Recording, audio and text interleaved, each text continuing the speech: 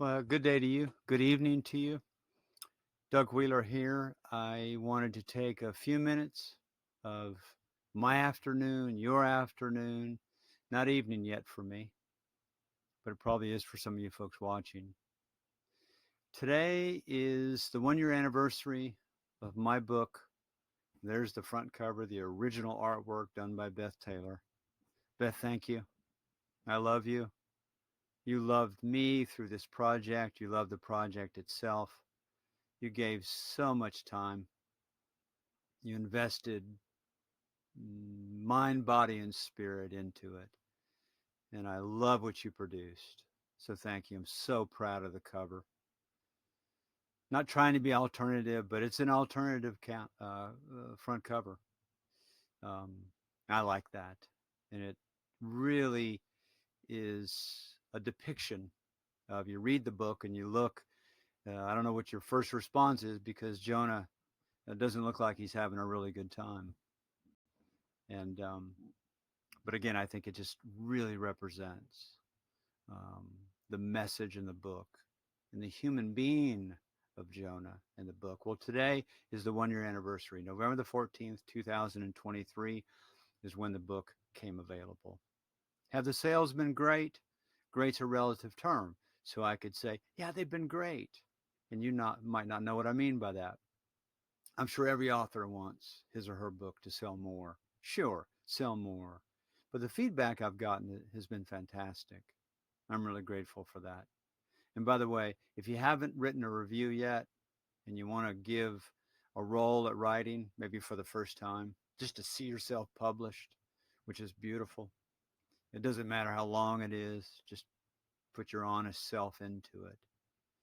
But we stalled at 27 on Amazon, and I would love to get, even from this video, I'd love to get a few of you who've maybe been sitting right on the edge of, I want to write something.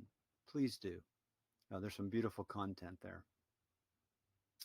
What I'd like to do today, because it's the 1 year anniversary, is I want to do a very short reading because I wouldn't want to steal the joy of you getting the audiobook. For those of you who follow me, you know that goodness, definitely in 2024, I've just about lost track of weeks and months. I know what year it is. I went over the course of a month, let's say, two separate weekends, maybe 2 months in between. I drove to Olympia, Washington, and sat in Rocco Strain's really cool studio out back of his house, and we went at it, meaning we didn't fight. It was a gracious space, and he's a beautiful human being. And we laid down the majority of it in one day, and then I came back and we had to do a little bit of cleanup. I'm really proud of the audiobook. I'm just proud of everything about this. Um, and so I want to do a very short reading today. I want to say a few things about the reading that I think are relevant to our time. And then there's a few other things I want to say, and then I'll be out. So thanks for listening. This is from chapter 9, entitled Empowering. If you have the book, you would know that I start all 9 chapters with Jonah, comma. I'm writing to Jonah. I've said this many times, but the initial title of the book, at least in my head, was Emails to Jonah. Because I said to a person one day when they said, well, what does that mean? I just said, I'm writing to Jonah. He's responding back to me, at least in my mind. And so we've got this dialogue going on. And I write really good emails. I don't know what kind of book I'll write. So this is, in one sense, is kind of a string of emails put together. I like emails, especially if they can just be succinct and right to the point, and I can say what I want to say, and hopefully not too many words. But a long, long email, either that I receive from somebody or I have to write it, whew, I'd much rather make a recording. So you've probably gotten recordings from me because many times that's the way I'll message people. This is chapter 9. And by the way, there's 9 chapters in the book. And every chapter, I'm going to run through those really quick because I always feel quite proud of the fact that I still remember. I don't have to read. I remember the titles. Chapter 1 through 9 in this order: ruminating, running, sinking, settling, rising, differentiating, disrupting. That's his time in Nineveh. Disintegrating, in the final chapter, empowering. I wrote those um, not as run um, or ruminate, run, sink, settle. I wanted it to be active in the present tense, ruminating, running, sinking, settling, rising, differentiating. I wanted to have that action in it because it really is it's a book about action, action in Jonah's life and what's going on for him internally and externally. So, chapter 9 starts with Jonah. The jagged rocks you pleaded to be thrown upon, accompanied by the sun-burst bushes and brambles, now glowed before you as your eyes had become attuned to beauty. You noticed a different rhythm in your breathing, which felt so pure on the inside. Each step downward felt solid, as if your legs and feet were made from a different material, and the ground was sure of itself. As natural as a mountain flower in bloom, you whispered, I no longer want to die, I want to live.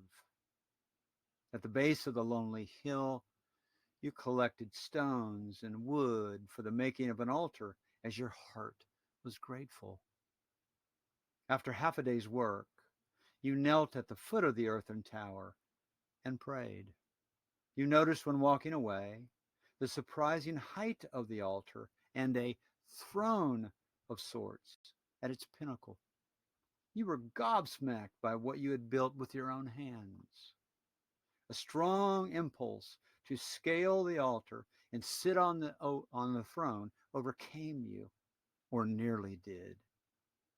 You stopped as the impulse was clearly a move to inflate, to be full of the wrong kind of power.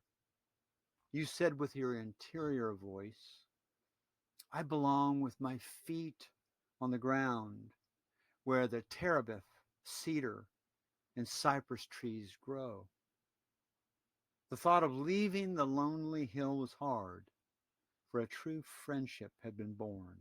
You wondered if the hill intuited, as you did, that you would never see one another again. With tears you thanked the hill for its fellowship, and you heard the lonely hill return thanks to you, which left you smiling. Suddenly you were hit with another impulse, a very different type, a healing and restorative type, another resurrection. You quickly gathered dry fodder into a clump, rubbed a flame out of thin air, burnt the altar to the ground, and danced with wild abandon through the wafting smoke.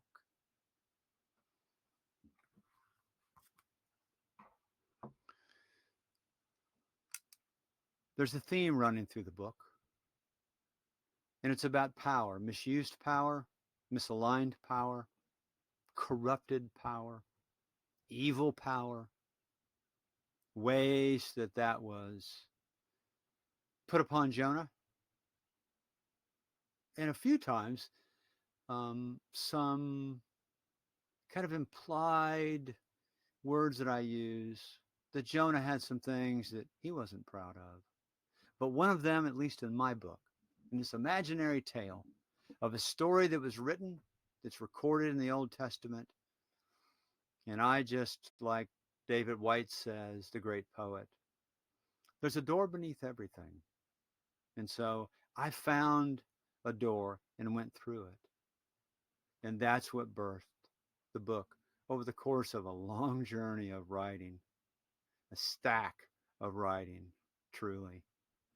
I still have those stacks around. My computer is filled with stuff. But it all came together in the book. But this power that runs through the book, at the end, the reading that I did there, it'll speak for itself. I don't need to, like a piece of poetry. Anybody who starts to say too much about the poetry, in one sense, digresses and maybe even stains and ruins the message and the impact of the poetry. Hopefully that resonated with you. It sure resonated with me when I wrote it. It's in the last chapter and it really resonates with me today. That here Jonah is, gobsmacked by the altar that he had built. He had not built it from a place of corrupted power or from a place of elevation. He built it from the ground up, in one sense, with his feet on the ground, even though he had to go up in scale to build it. But you know the things that you've done in your life. I did it the other day with something I was doing in my yard and raking leaves and getting them off my roof. And when I was done, I stood back and I looked at the project. And I noticed things that I hadn't really noticed while I was in the project because I was just doing the work. But I stood back and went, oh, interesting. And now I remember how I did that. And I can do that a little better next time and all of that. So here's Jonah, gobsmacked by this altar he had built. And maybe, and I think the writing kind of implies that he notices that, oh my goodness, there's a throne on the altar that I built. And everything was fine with that throne as it was empty. But as I say, he gets an impulse to scale the altar and sit on the throne. And it's at that moment, out of thin air. I remember when I wrote that piece, out of thin air, he was able to strike a flame. And out of thin air, he strikes a flame and burns this altar to the ground and dances with wild abandon. Why? Because he had not given into the temptation to sit on a throne. And possibly at that very moment of all the progressive evolution of his journey would have been scaled back and a regression would have set in. What's coming to mind now, and I didn't write it in the book, is that he had gotten sober and he would have regressed and started using again. Not that I set Jonah up in the book as somebody who is just explicitly and very obvious ways of using corrupted power. No. But it's in his bloodline. It can be in all of us, right? And don't know how you'll take this. Don't know the folks that are listening to this. But my truth is, since last Tuesday, a week ago Tuesday, we had on display a power that has been chased after and wrestled to the mat. And now I fear what will become of the power that now is in the hands of individuals that I sure don't trust. But back to the book. What a beautiful display. What a Christ figure. I think of that verse in one of the Gospels where Jesus says something about the time of Jonah. I was tempted in writing the book that I was going to try to do something with that, and I'm glad that I didn't. And I'm not trying to do that now, except it makes me think of Jonah was a Christ figure in my mind. An opportunity to grab a hold of power, but emptied himself and then danced with wild abandon because he was free of that and he was not corrupted by that. Well, hopefully that didn't sound too preachy. I'm really happy today. I woke up this morning thinking, well, I get to make this video. I wanted to make it in the morning. It's about, let's see, it's 4:20 in the afternoon, and it's getting dark here in McMinnville, Oregon. It maybe is already dark where you live. I wanted better lighting for my studio. I thought the morning time and all, but man, I got caught up with things. and I'm sure you get caught up with things. And I almost bailed on this and thought, nah, I don't know. I don't need to do this. But then I'm really glad that I did. I'm going to end with a David White poem. You probably have heard me recite it before. I'm a big David White fan, Whyte, an Irish poet. I love this poem. It's titled Just Beyond Yourself. Just beyond yourself. It's where you need to be.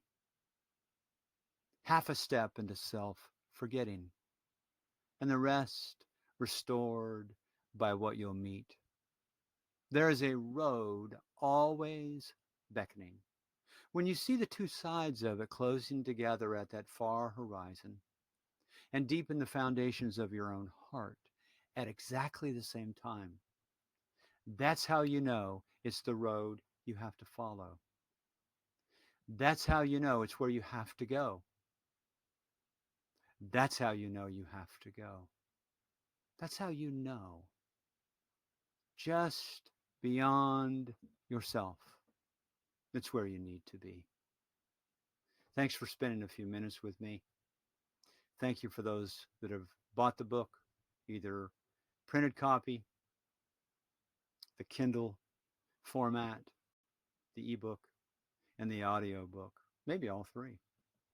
If you haven't gotten it, give it a run, give it a try, and be a great Christmas gift.